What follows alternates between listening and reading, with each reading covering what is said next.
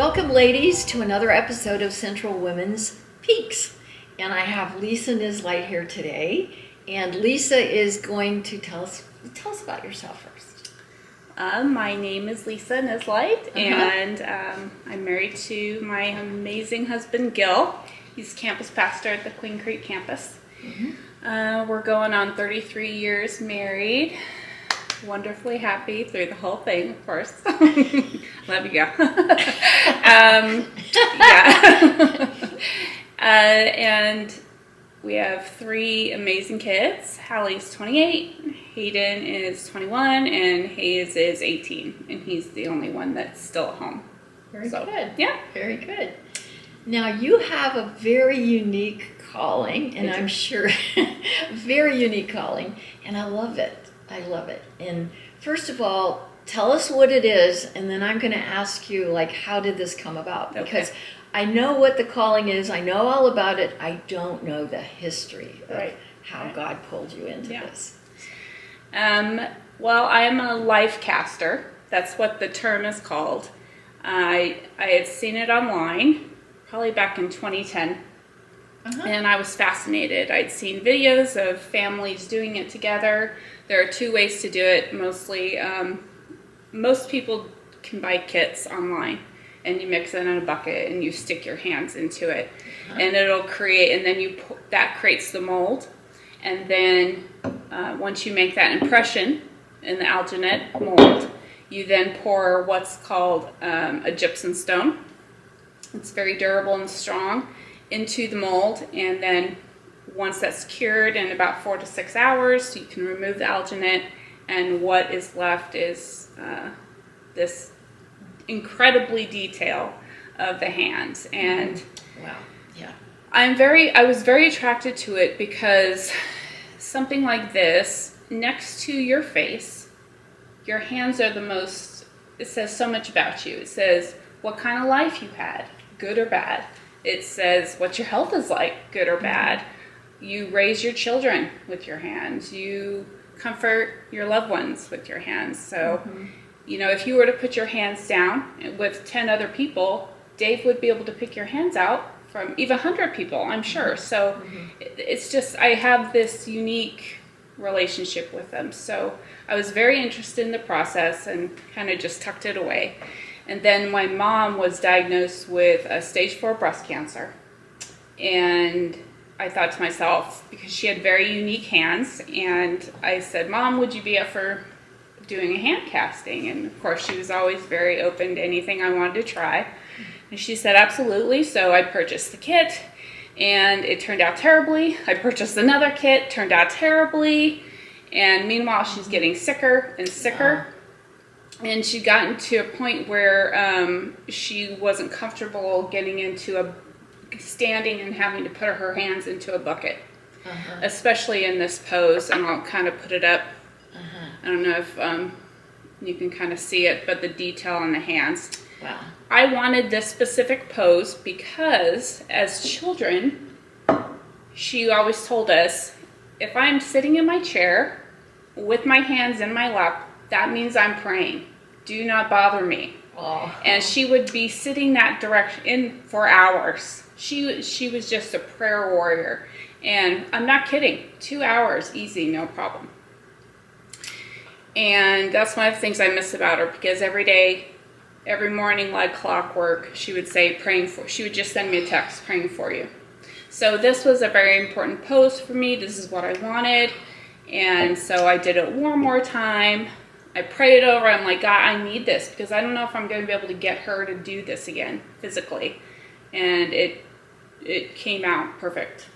It's so beautiful. Yeah, it's so this is your first one, and it was your mother. Yes.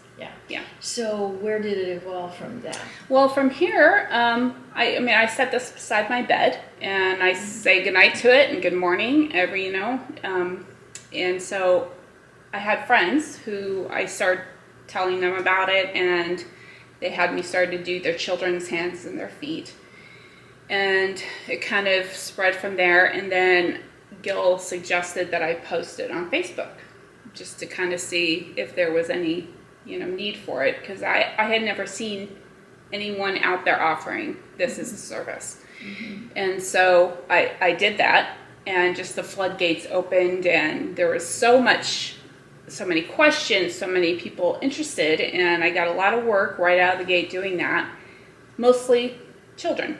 And one day I had a message from a young lady who was carrying twins, and one baby did not survive the birth. And she asked me to go to the funeral home and mold the hands and the feet of the infant. And I said, unfortunately, that's not something I do. I wouldn't be comfortable with that. I just, no. I didn't even think about it. I didn't pray about it. I'm like, no, I can't do that. And so she says, well, pray about it. I'll call you back tomorrow. And she hangs up. I'm like, nice. That was very slick. And so Gil says, of course, my amazing guy, he says, what are you afraid of? I'm like, I don't know. Just hurting. I don't know. He says, well, just try. If it doesn't work out, it doesn't work out. But if it does work out, what an amazing thing to provide to a mom. And so I called her back the next day and said, okay, I'll try. I'm not going to guarantee anything. And God was in that whole process, because now that I've been in this business and I've spent probably 500 hours easy in funeral homes and with families and with people who have passed away. I have worked with a lot of funeral homes, and they are not the nicest. And I don't know if it's that industry, but there's a lot of pushback because a lot of them are not familiar with this process, which I get it. They're protecting their clients and they don't want to just let anybody in there. But there's a lot of pushback and a lot of hesitancy. So God is always in it, but especially he opened the doors, because this funeral home, this very first one, was female owned, which I've never seen before, and she was the only one there that day. She didn't even know I was coming. I show up not knowing where I'm going, what I'm doing, and I explain the situation. She's like, oh, okay, well, we'll figure it out together. Let's go. And she stayed there with me the whole time. Again, people will sometimes usher me to the back and leave me there just to do my business, which I appreciate, but she guided me through the whole thing, and they turned out so great. And I just remembered, that mom coming to pick them up, and just the tears, and I know that sounds bad, but I guess good or bad, but it's not unusual for someone to start crying when they pick the casting up. Sure. Especially after they've lost someone. Sure. It's part of the mourning process, and it's just another step of healing.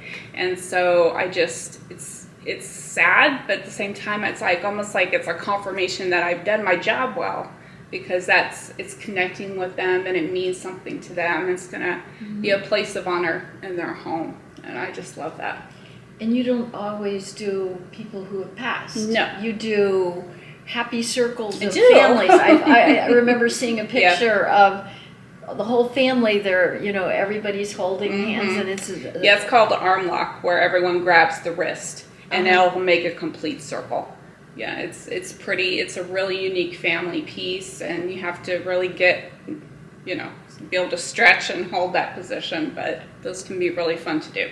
And some couples, you capture couples who've just got married. Absolutely. Or been married for 50 years. It's a great wedding gift. It is a great anniversary gift. Any moment that you want to stop time, because that's what it does. It's freezing this moment. And I've even, I've kind of was trying to go down the Little League and as well for kids with baseballs, because I thought, boy, that would make such a better trophy, doing a hand casting of the child holding a ball, because you can actually mold someone holding anything, as long as it's not porous, like it won't absorb water, so it could be anything. So do you feel like God has called you into Oh my gosh, yes, I just love it so much, and I firmly believe whatever we decide to do, you should be willing, you would do it for nothing. And I would do it for nothing. I would love to get to the point where I have a nonprofit, and I don't want to and being able to Yeah. do this and not charge people. Well, It'd be great. early on in this particular year of Peaks, we had Summer Goodrich come, and she told us that some years ago she had finished all of her law degree, everything. So she was supposed to become an attorney, and I think maybe she did become an attorney. And God called her into her family's business, which was bow making, and she felt very called. She now employs a lot of people and gives people opportunities. Wow. She loves it. It brings joy to people, and ribbons and bows and all. Okay. So whatever we're called to do, and we know we're called to do it, but Yeah. wow, this is an amazing, yeah. Well, thanks. Yes. I love it very Yeah, much. yeah. And I unfortunately I suffer from arthritis, and my hands are starting to succumb to arthritis, and it's becoming more and more difficult to do a lot of hand work. So I don't know what the plan is, but I'll do it for as long as he wants me to. Do you do it like in your garage and your? I have an office. Once our oldest son moved out, we cleared that space, and so I'm able to do most of my work inside the house, but I do a certain amount of sanding, and that's done outside on the side of the house. Yeah, Gil loves that because it goes everywhere. It is messy. Yeah, it is messy. Yeah. So, can you, without naming names, mention a few examples of how it's touched people's lives? Oh gosh. Yeah. I mean, other than the ones that really get me are the babies. They don't I just recently, actually just last month, did one, and this was very unusual. It's never happened before, and I don't see it happening again, but we all process grief differently. And a woman had given birth at 23 weeks, and the funeral called and said she would like a casting done. Can you come on down? So I did that, and she did not tell me. Sometimes the family's there, they want to observe, but most of the time they're not. And I arrived, and I saw the couple sitting there, and the mother was, of course, very upset. But they also had 3 children there, 12, 10, and 8. And they asked if they could come in the room, and it's entirely up to you guys, absolutely, whatever you're comfortable with. And so going into the chapel, and then I had the baby in the basket, and it was just it was hard because you want to be cognizant of where they're at, and you want to be honoring of them. And I had, you have to take it out of the blanket, and it's just, I'm just dreading this.